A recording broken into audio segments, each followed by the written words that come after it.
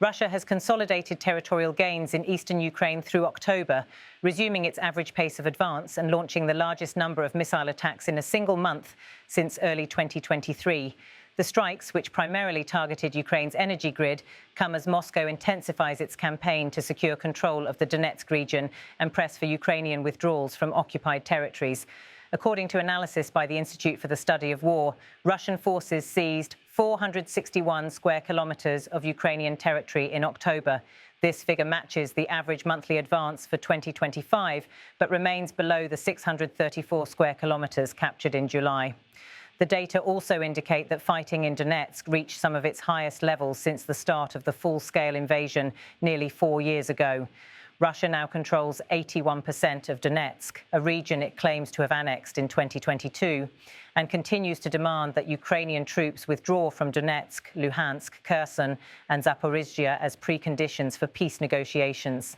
Kyiv has rejected these terms, calling them unacceptable.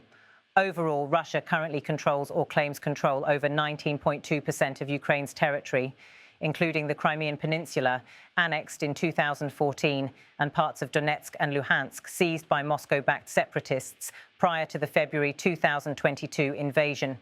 At its peak in March 2022, Russia held 27.7% of Ukrainian territory before being pushed back by counteroffensives in the east and south. Eastern Front developments in Donetsk. Russian forces have concentrated operations on several key settlements, including Andriivka Klevtsova, known in Russian as Iskra. Drone footage released by the Russian Defense Ministry shows extensive damage to homes and infrastructure, with soldiers raising Russian flags over destroyed buildings. Smoke continues to rise from the marshlands surrounding the area, indicating ongoing artillery exchanges and strikes. In nearby Kurakov and Marinka, footage from late September shows Russian military police patrolling damaged streets amid widespread destruction of residential blocks. In Avdiivka, scenes depict reconstruction efforts around a ruined chapel where a Russian flag now hangs from the bell tower, symbolic of Moscow's effort to display control over contested areas. Strategic focus on Pokrovsk, Ukraine's army has struggled to maintain control over Pokrovsk, a city regarded as one of the last major logistical hubs in government-held Donetsk. Russian advances in surrounding areas have placed significant pressure on Ukrainian defences, with analysts noting intensified artillery and airstrikes aimed at isolating the city. Pokrovsk sits along vital transport routes connecting western Donetsk to Dnipro and Zaporizhzhia, making it a critical target for Russian operations seeking to sever Ukrainian supply lines. The Institute for the Study of War reports that Moscow's forces have resumed their average pace of advance toward Pokrovsk after months of slowed momentum earlier in 2025. Missile campaign intensifies. October saw a major escalation in Russia's air campaign.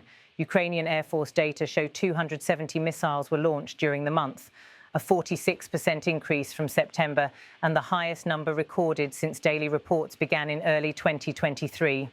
These strikes were concentrated during nighttime hours and aimed at Ukraine's energy infrastructure, particularly thermal power plants, substations and storage facilities.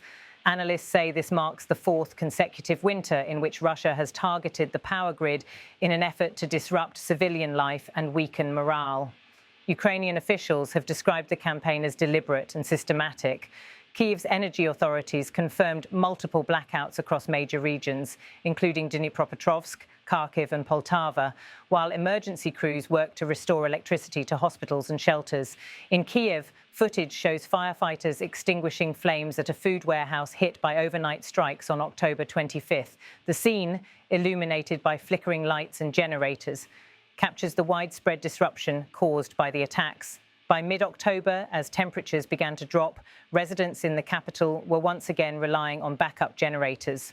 Video from October 10th shows small businesses and pizzerias operating on generator power, echoing the conditions seen during the winter of 2022 to 2023, when much of Ukraine's grid was temporarily disabled.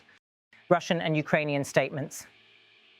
The Russian Defense Ministry released multiple statements in October emphasizing progress in what it continues to call the special military operation. The ministry claimed that its forces had liberated several settlements in Donetsk and destroyed Ukrainian supply depots, though these assertions could not be independently verified. Ukraine's general staff, meanwhile, reported intense fighting across multiple sectors of the front line. Daily briefings describe continuous Russian shelling, drone attacks and ground assaults, but emphasized that Ukrainian troops were maintaining defensive positions.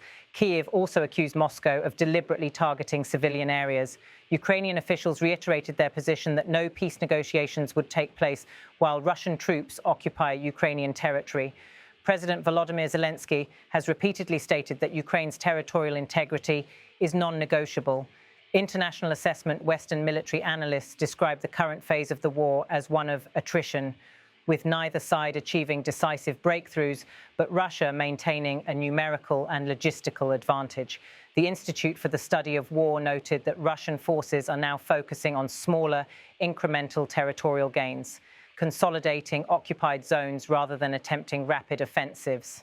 The United States and European allies continue to provide Ukraine with air defense systems and artillery ammunition, but Ukrainian officials have warned of shortages ahead of the winter months. Energy authorities say repairs to damaged infrastructure could take weeks, depending on the scale of the damage from missile and drone strikes. The renewed Russian offensive and the scale of missile attacks have also drawn attention from humanitarian organizations. The United Nations Office for the Coordination of Humanitarian Affairs, OCHA, reported a growing number of displaced civilians from frontline areas, particularly from Donetsk and Zaporizhzhia. Many families have relocated to temporary shelters farther west, while aid groups face challenges in delivering fuel, generators, and medical supplies. Territorial context.